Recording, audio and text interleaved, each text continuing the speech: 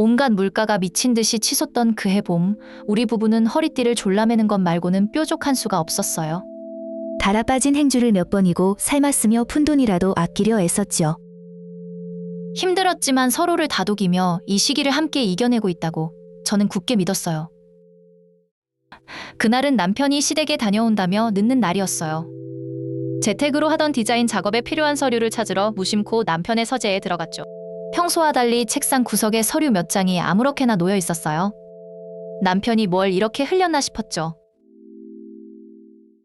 중요한 서류면 어쩌나 싶어 정리해주려 손을 뻗는 순간이었어요. 하얀 종이 위로 너무나도 익숙한 제 이름 석자가 눈에 들어왔죠. 김수민 귀야. 심장이 쿵 하고 내려앉는 기분이 들었어요. 왜 내 이름이 여기서 나오는 걸까? 이상했죠. 미래생명보험에서 온 우편물이었습니다. 내용은 보험계약 해지 환급금 지급 안내. 제가 10년 넘게 결혼 전부터 꼬박꼬박 부어온 저의 유일한 종신보험이었어요. 혹시 모를 미래를 위한 저만의 마지막 보루 같은 거였는데 해지라니요? 떨리는 손으로 서류를 끝까지 읽어내려갔습니다. 해지일은 불과 일주일 전, 환급금은 1,000만 원이 훌쩍 넘는 큰 금액이었어요.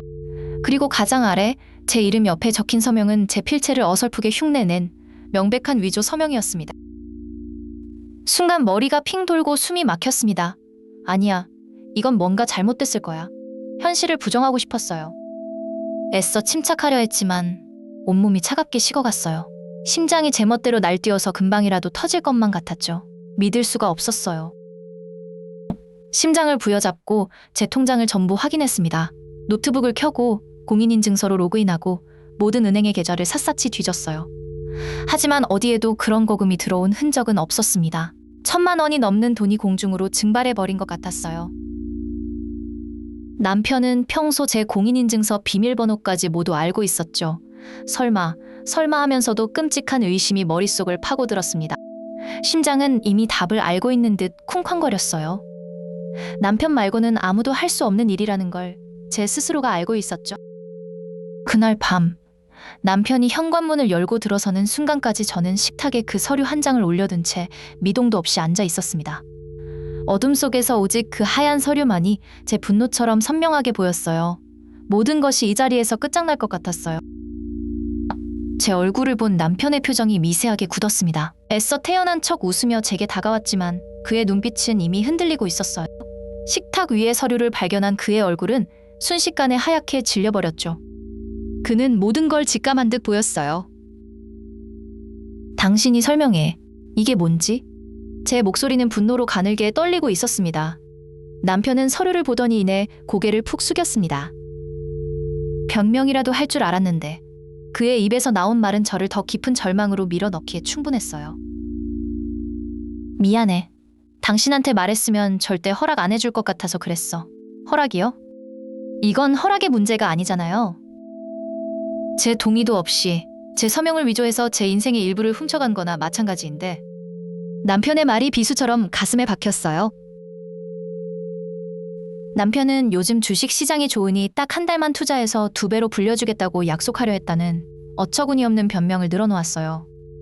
하지만 저는 그 말을 믿을 수 없었습니다.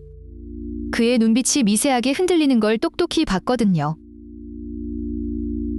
다음 날 저는 남편 몰래 은행에 갔습니다.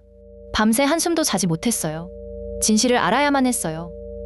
떨리는 마음으로 공동명의 계좌의 최근 거래 내역을 전부 출력해달라고 부탁했어요. 창구 직원의 시선이 따갑게 느껴지는 것 같았죠. 은행을 나와 근처 카페에 앉아 서류를 펼쳤어요. 역시나 보험 해지 환급금이 입금된 바로 다음 날 1,000만 원이 넘는 돈이 박철수라는 낯선 이름으로 송금되어 있었습니다. 그 이름은 바로 남편의 동생, 제 시동생의 이름이었어요. 온몸의 피가 차갑게 식는 기분이었습니다. 주식 투자는 새빨간 거짓말이었어요.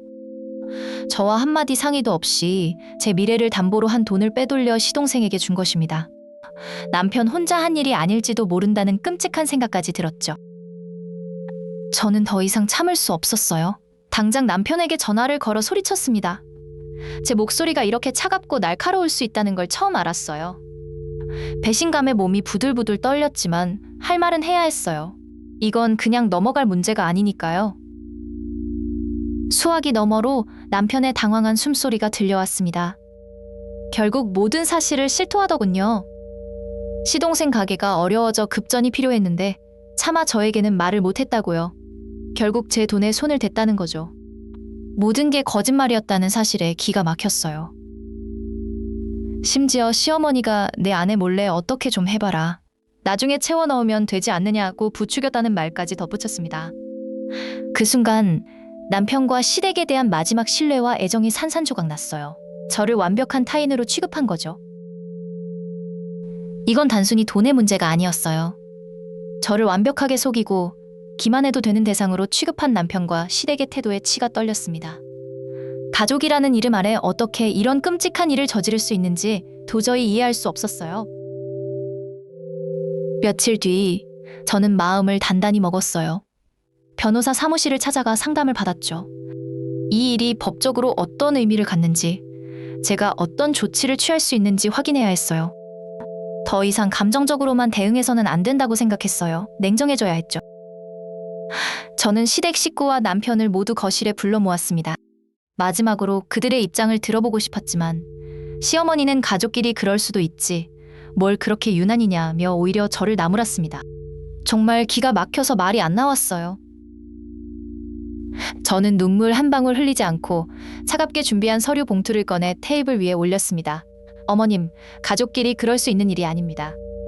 이건 명백한 사문서 위조 및 사기입니다. 제 목소리는 얼음장처럼 차갑고 단호했어요. 봉투 안에는 보험 해지 서류 사본, 위조된 서명 확대 사진, 시동생에게 송금된 이체 확인증, 그리고 변호사 상담 확인서가 들어있었어요. 그들의 얼굴이 하얗게 질리는 것을 똑똑히 봤어요. 이제야 사태의 심각성을 깨달은 것 같았죠. 일주일 드릴게요. 제 보험 해지 환급금 전액 원래대로 제 통장에 입금하세요. 그리고 지훈 씨, 당신은 이 돈이 해결될 때까지 이 집에서 나가. 남편이 그제야 제 손을 붙잡고 빌었지만 저는 그 손을 차갑게 뿌리쳤습니다. 일주일이 채 되지 않아 시댁은 여기저기 돈을 긁어모아 제게 돈을 보내왔습니다. 핸드폰에 찍힌 입금 알림 메시지를 보는데 아무런 감정도 들지 않았어요. 이미 제 마음은 너덜너덜해진 후였으니까요. 돈이 문제가 아니었다는 걸 그들은 끝까지 모를 거예요. 남편은 약속대로 짐을 싸서 집을 나갔습니다. 텅 빈 현관에 서서 닫힌 문을 한참 동안 바라봤어요. 우리가 함께 채워왔던 공간이 이렇게 차갑고 낯설게 느껴질 수 있다는 사실이 슬펐어요. 이제 정말 저 혼자 남겨진 것 같았죠. 저는 곧바로 보험사에 연락해 제 보험을 다시 원상 복구시켰습니다. 상담원의 친절한 안내를 받으며 서류에 다시 서명을 하는데 기분이 이상했어요. 제 것을 되찾았다는 안도감과 모든 것을 잃어버렸다는 상실감이 동시에 밀려왔어요. 텅 빈 집, 혼자 남은 식탁에 앉아있는데 그제야 눈물이 왈칵 쏟아졌습니다. 분노와 슬픔이 지나간 자리에 남은 것은 처절한 깨달음이었어요.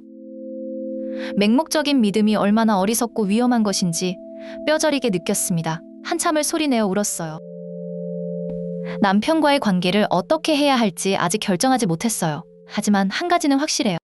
저는 더 이상 과거의 저처럼 순진하게 모든 것을 내어주는 아내로 살지 않을 거예요. 내 인생의 안전망은 결국 나 자신만이 지킬 수 있다는 걸 깨달았으니까요.